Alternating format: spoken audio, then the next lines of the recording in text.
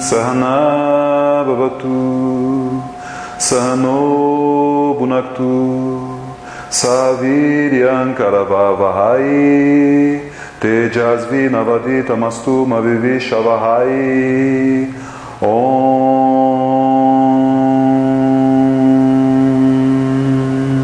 Ganganapataye Namaha Om Naim Sarasvatyaim Namaha Om Gum Gurubhyo Namaha.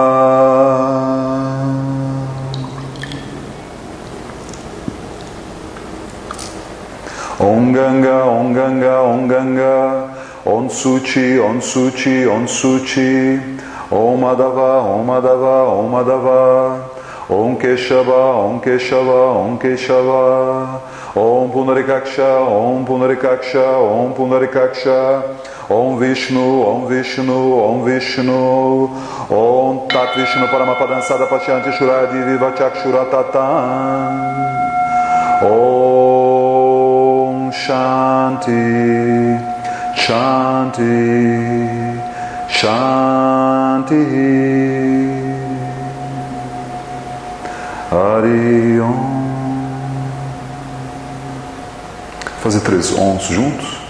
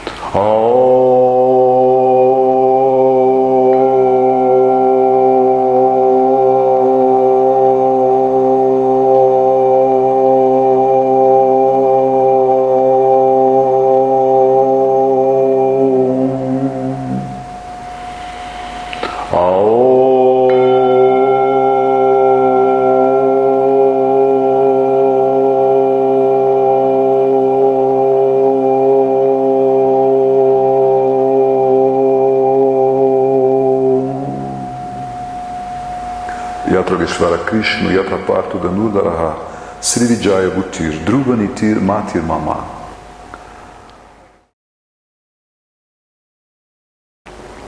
É uma aula debate, então eu vou falar, na verdade, trazer muita coisa, tem muito material para trazer, mas não é com a ideia de dizer, é deste jeito, é com a ideia de trazer essas informações para vocês e vocês concordarem, discordarem, darem opinião, tá certo?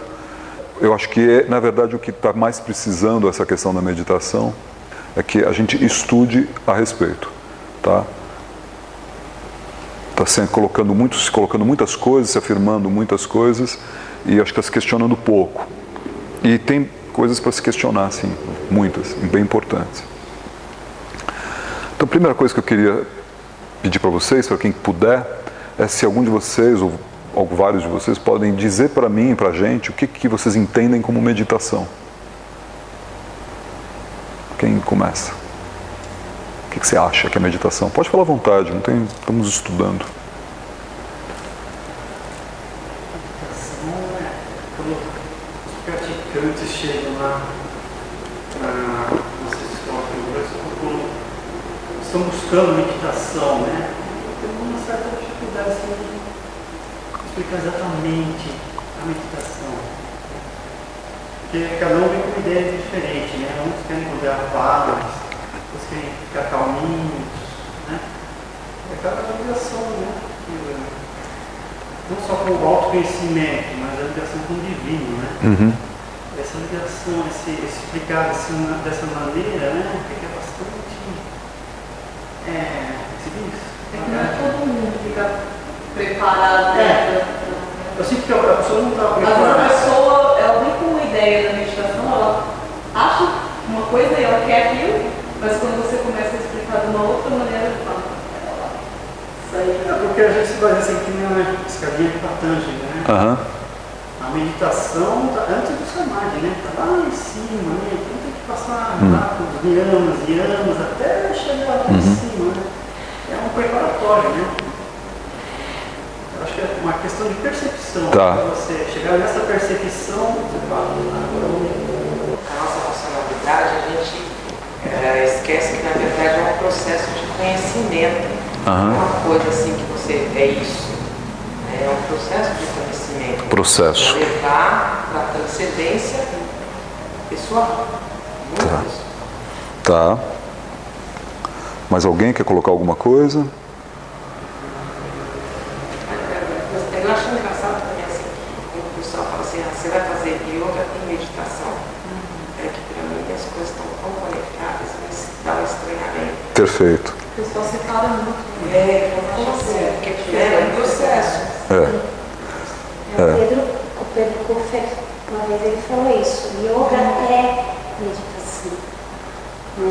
E aproveitando, eu acho que a meditação é a gente estar inteiro em cada coisa que a gente for fazer, né? Não é sentar só agora, fechar o olho. Eu acho que a gente está buscando esse estado de estar inteiro aqui, sem ficar mexendo no celular, ouvindo cada um de nós, né? Está bem presente. E que yoga é meditação, né? Não é separado. Tá. Bom, eu vou colocar para vocês agora o conteúdo. Eu acho que algumas coisas vão encontrar com coisas que vocês já disseram, outras não necessariamente. Talvez alinhem algumas coisas. Eu vou propor isso aqui como uma definição de meditação, uma sugestão de definição de meditação, e a gente vai estudar uma série de informações, de conteúdo, para chegar nela de novo no final da aula, tá? Então, meditação é um processo de aprofundamento da experiência cognitiva interior. Possibilita desenvolver um estado que poderia ser chamado de consciência da consciência, através de autofoco e atenção introvertida, permite concentrar e projetar a energia vital para onde se quiser e, no caso do Samadhi, integrando-se à fonte da própria vitalidade e consciência. Tá? Atualmente, é mais perto de uma definição que eu estou propondo, é essa aí. A primeira linha é o básico. Meditação é um processo de aprofundamento da experiência cognitiva interior. As outras coisas têm a ver com diferentes processos de experiência cognitiva interior que eu não classificaria como meditação. Então, por isso que eu estou definindo um pouco mais ali na sequência algumas coisas. Tá? Quando eu propus a aula, a temática da aula, tá, o jeitão da aula, eu estava pensando trazer para as pessoas, que é o que eu costumo fazer nas palestras que eu dou, principalmente em empresas, os benefícios que a ciência descobriu a respeito da meditação,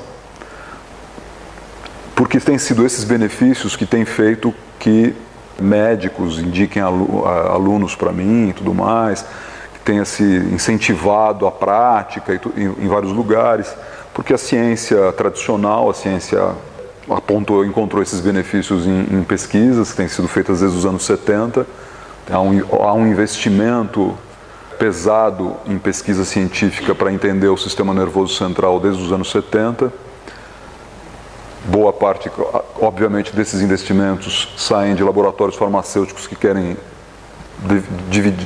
descobrir remédios para vender, mas no meio do caminho se descobre muita coisa e muito pesquisador sério aproveita a disponibilidade de verba para fazer pesquisas profundas, né? Pesquisas sérias. Então, inicialmente, quando eu propus essa nossa aula, esse nosso encontro, eu estava pensando em começar dessa abordagem. Vou começar dela. Mas aí, na divulgação, deram uma trocadinha ali num artigo e falaram assim, o que interessou a mim na meditação. Né? E isso é outra questão. Uma coisa é o que fez o interesse na sociedade na meditação, e outra coisa o que levou a mim a me interessar por meditação. Mas eu achei que, bom, então vamos falar das duas coisas, porque pode ser que interesse para o grupo também saber qual foi o meu processo. e eventualmente vai trazer algumas coisas. Aliás, vou estar falando várias coisas aqui hoje que eu nunca falei em lugar nenhum. Então, vamos lá. Dos benefícios, por exemplo, que a ciência, a medicina encontra na prática da meditação, é um relaxamento físico-mental que alivia e cura muitas doenças, tá? A partir do hipotálamos, equilibra a produção do hormônio cortisol nas glândulas suprarrenais, combatendo a fadiga adrenal e reduzindo o estresse. Alivia o permanente estado de excitação do sistema nervoso simpático e de irrigação da adrenalina, também produzida nas suprarrenais. Tudo associado, diminui a pressão sanguínea e protege o praticante de riscos cardíacos. Então, numa sociedade estressada como a nossa, as pessoas estão sempre preocupadas, elas, mesmo quando deveriam estar dormindo, elas não conseguem, né? Então, isso em parte tem a ver com isso. O sistema nervoso simpático delas está irritado e elas não conseguem, de fato, desligar para poder descansar adequadamente, né? O fato de você estar com os seus visuais de luz e sonoros na cidade quase... Mas é bem isso mesmo. Tem o estresse tem o estresse das atividades e tem o estresse do ambiente, né? Nem falar das pessoas que ficam vendo o celular antes de deitar, né? E tudo isso, obviamente, que além da questão do estresse, você tem a questão do risco cardíaco, né, que esse constante estresse vai causando. Também diminui o estresse porque melhora a distribuição de oxigênio pelo corpo, equilibrando os níveis de ácido lático e diminuindo tensão e ansiedade. A prática de esportes também faz isso, só que a meditação ela faz isso num nível mais aprofundado. Então, ela leva a oxigenação da prática esportiva para um nível mais sutil, mais delicado, então também tem isso. A gente tem, basicamente, de cara a questão de tensão e ansiedade.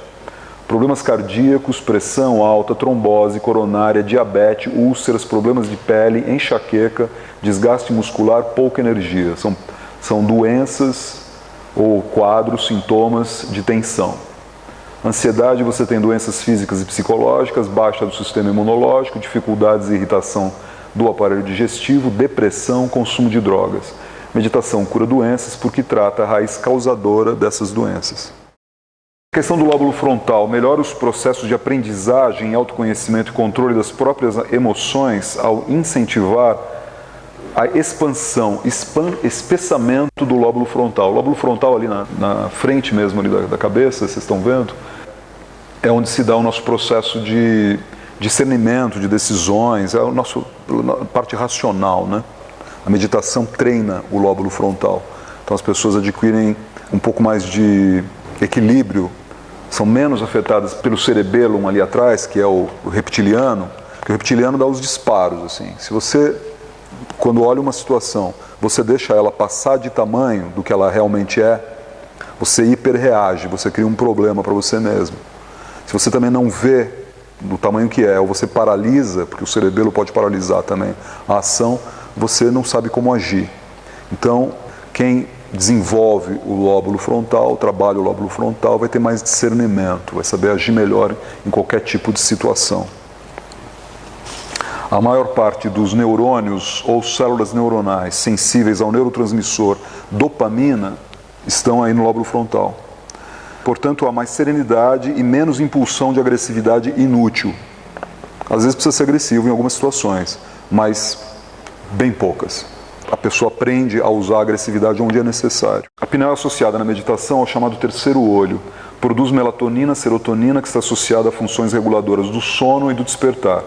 Há estudos que associam as funções do perceber luz e variações de luz relacionadas à visão e formação de imagens. Já o pons é uma parte do cérebro que tem papéis sensoriais ligados à escuta, equilíbrio e paladar. Então você aprimora a tua percepção sutil, aprimora a tua autoconsciência. Senso de equilíbrio também. Pode mais? Ok, a famosa pituitária também. Se corretamente orientada, a pessoa que medita tem prazer com a prática. Aliás, isso é uma dica importante. Quem medita, se estiver meditando corretamente, vai se sentir bem, vai gostar de meditar. Se a meditação está chata, é porque você está meditando errado. Então precisa descobrir o que está acontecendo, tá?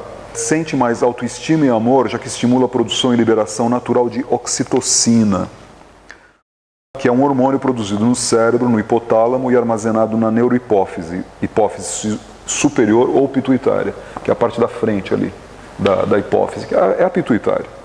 Esse hormônio desempenha papel importante na percepção de laços afetivos, prazer físico, produção de leite materno, sentimento de pertencimento, amor, entre outros.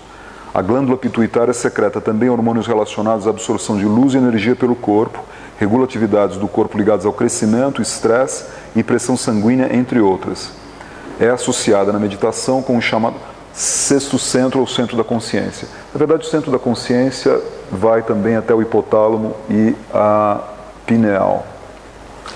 Daria para falar muita coisa sobre a oxitocina, mas só para dizer uma que eu acho importante, a pessoa que medita, ela vai adquirindo um estado de amorosidade, que inclusive é hormonal, que faz com que ela fique menos psicologicamente dependente de situações externas para se sentir amada ou para produzir amor.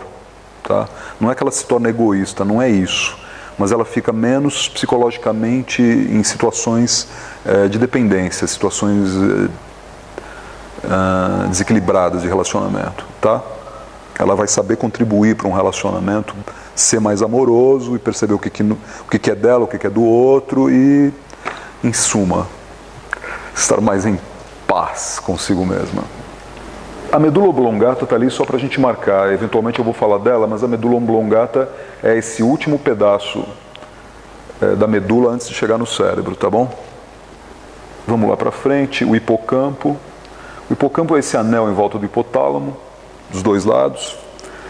O silenciar interior produzido pela meditação estimula a regeneração de células cerebrais. Já se comprovou, por exemplo, que há surgimento de novas células no hipocampo, que é a região do cérebro associada à memória, emoção e aprendizado. O silenciar também é um elemento redutor de estresse. Os pesquisadores falam em rejuvenescimento do cérebro. Isso não é só a meditação. Se você ficar em silêncio, num lugar em silêncio, você vai ter esse efeito também. Essa é a importância de você ter períodos de silêncio no seu dia. E esse é um dos problemas de ruído, barulho, ser um mal para a saúde das pessoas, tá? Mas a meditação, ela te dá o poder de você silenciar internamente, mesmo que haja ruído externo. Então, se você está vivendo uma situação em que não tem como ter silêncio no ambiente, através da meditação você consegue os benefícios do silêncio pela prática da meditação. Essa área do hipocampo, né, além de ser uma área relacionada ao aprendizado, quando você tem o silêncio, você tem uma produção de células, novas células. Então tem um rejuvenescimento cerebral. Telômeros. Uma das pesquisas mais recentes aí está mostrando que as pessoas que meditam, elas alongam os telômeros, que são capas protetoras dos cromossomos, que tem como função impedir o desgaste do material genético. Isso faz com que a pessoa aumente a expectativa de vida com qualidade de vida, porque o DNA dela está mais protegido, tá? Menos desgaste do DNA. Mais para frente, foco, que é a base da meditação. Então a meditação é um treino de foco. Então, você aumentando o foco, você sabe decidir melhor, sabe escolher melhor o que vai fazer, sabe desempenhar as coisas com mais objetividade, né? Então a meditação é um treino de foco. Próximo. Tá. A questão das ondas mentais, ela é talvez o mais importante da meditação. Já se sabe, a ciência sabe já há algum tempo que o nosso cérebro ele emite ondas eletromagnéticas. Tá? O campo cerebral vai além do cérebro. A mente é algo que o tal do Mahat, se a gente estiver falando em sânscrito, estamos falando nesse caso do Mahat. Ele é um campo que está além do cérebro. E inclusive as pessoas trocam esses campos entre si. Elas afetam umas às outras pelo campo mental, pelas ondas mentais. Ou seja, se são ondas eletromagnéticas, elas têm velocidade, comprimento de onda e frequência. Então, os pesquisadores estabeleceram, de acordo com a amplitude das ondas, deram um nome para essas amplitudes porque perceberam funcionamentos diferentes do sistema nervoso central. Então, por exemplo, quando a pessoa está em beta, quando ela está em atividade normal, acordada. Em alfa, o estado relaxado, a meditação simples. Teta, ela está dormindo, está tendo meditação profunda, momentos de criatividade e êxtase. Crianças pequenas geralmente estão em teta, é uma coisa natural do cérebro infantil. E delta, sono profundo sem sonhos, meditação profunda, grande facilidade de aprender, receptividade mental. Então você vai ver que, por exemplo, que meditação profunda corresponde a sono profundo, só que acordado. Isso é o que a gente vai falar bastante deles. Os rishis e os Vedas falavam há milhares de anos, que era exatamente isso. A diferença entre você estar acordado no sono, no estado profundo. Que esse é o barato da coisa. Né? Você entra num estado de frequência em que você percebe as coisas de uma outra maneira, mas você está acordado, não está dormindo. A gente vai falar mais de ondas, inevitavelmente. Mas hoje em dia, por exemplo, já se sabe uma coisa que intuitivamente, né, empiricamente, quem já viveu um pouco já sabe, que quando você entra em contato com uma pessoa muito nervosa, que está muito agitada, há uma grande tendência de você ficar nervoso e agitado também. Você entrar na raiva do outro. Né? E se você entra em contato com uma pessoa que está em muita paz, a tendência de você ficar em paz. Isso tem muito a ver com as ondas mentais. Porque à medida que as ondas vão afetando os cérebros, vão afetando também, como vocês viram por todas as outras imagens anteriores, o metabolismo da pessoa. As ondas têm a ver com o funcionamento do cérebro. Portanto, tem a ver com os tipos de hormônios que estão sendo liberados para todo o corpo. Então, pela própria frequência mental, uma pessoa afeta a outra e entram naquela vibe. Tá? Isso é científico, é comprovado. No final das contas, é meio que se resume a isso.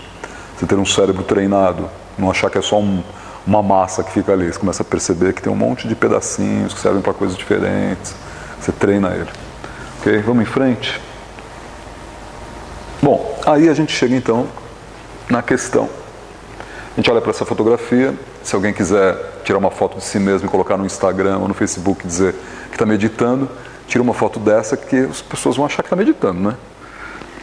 Pode a pessoa não ter a menor ideia do que está fazendo, mas a pose, né? Pôr do sol, nascer do sol, não sei, lindo assim, parece que está meditando. Mas está mesmo meditando ou está só tirando uma foto?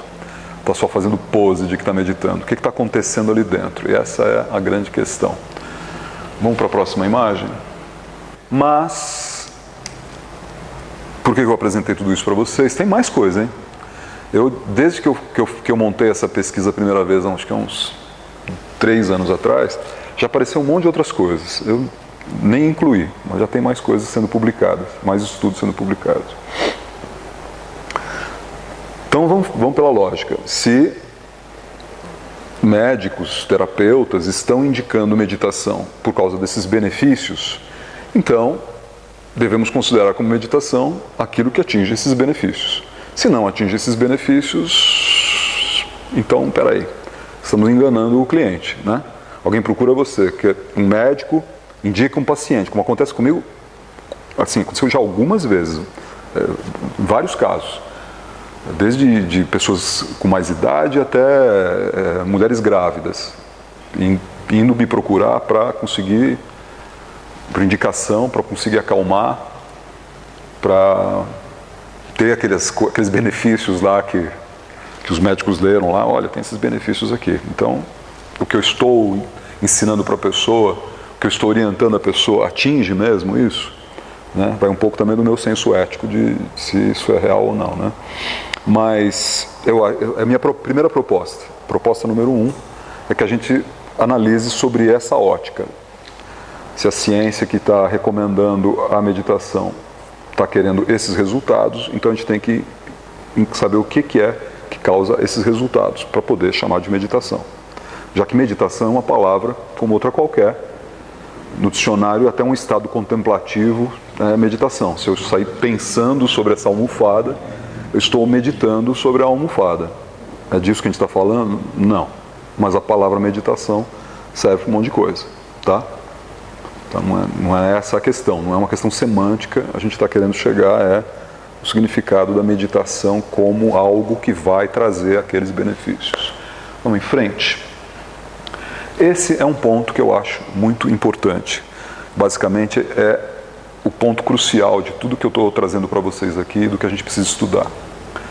Existe um paradigma eu uso a palavra paradigma porque eu estou partindo do princípio do Thomas Kuhn, filósofo da ciência, que vamos dizer, um dos mais recentes filósofos da ciência, estabeleceu a noção de paradigma, de que não existe uma ciência absoluta. Pode até existir, mas uma ciência absoluta não é um fenômeno do ser humano, que não é um ser absoluto. O ser humano é um ponto de vista sobre o universo. Então, esse ser humano achar que ele tem a condição de ter uma ciência absoluta, não sei, talvez, mas no momento, se a gente olhar por aí, não é o que estamos vendo, né? Então, assim, o Thomas Kuhn estabeleceu a noção de paradigma, de que existe assim um conjunto de análises, de visões, é como uma janela, é um paradigma. Você enxerga as coisas a partir daquela perspectiva. Você abriu a janela, o que você vê ali é a tua ciência, é o que você está podendo ver. Tá? Então a gente tem um paradigma da ciência contemporânea, que é isso que as pessoas chamam de ciência. Né? Elas querem falar em, eu estou seguindo a ciência, estou sendo científico, não estou com superstições, eu não estou com bobagens, eu quero a ciência. Então elas estão falando da ciência contemporânea que tem as suas limitações. Tem uma outra coisa, um outro paradigma, que é a ciência milenar da meditação. Ok? Então, o paradigma da ciência milenar da meditação é que produziu as pessoas que meditaram e que foram analisadas. Tá certo? Porque é isso que é bom vocês saberem. Isso é bem importante. Essas medições que foram feitas, não foram feitas em quem começou a fazer, pegou o aplicativo de meditação, fez uma semana de aplicativo, foi lá e disse, olha só, o cara alongou os telômeros. Não foi assim, não. Pegaram gente tipo meus professores e outras pessoas que eu conheci, até algumas pessoalmente, gente que medita sério há muito tempo, que atingiu estados elevadíssimos de samadhi, por exemplo, dentro das suas ciências, dentro das suas formas de conhecimento. Pegaram essas pessoas e falaram, opa, tá? Olha só o que eles conseguem com o corpo deles. Faz só com uma respiração, o que eles fazem?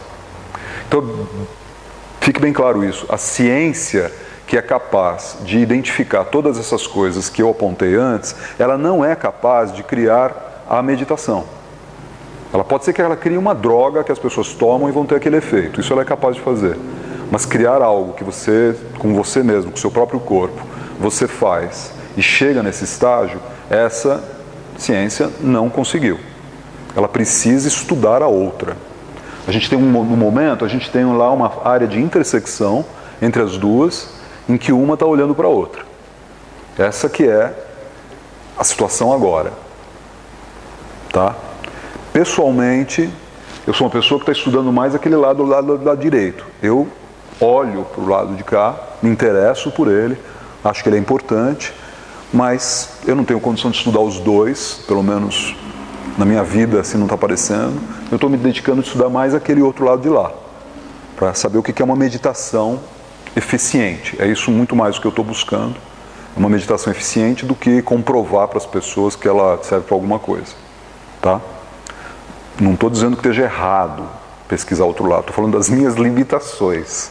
O que eu posso falar para vocês hoje, o que eu tenho como experiência para acrescentar, é pesquisar mais o lado direito ali, tá? Lado da ciência milenar. Vamos continuar?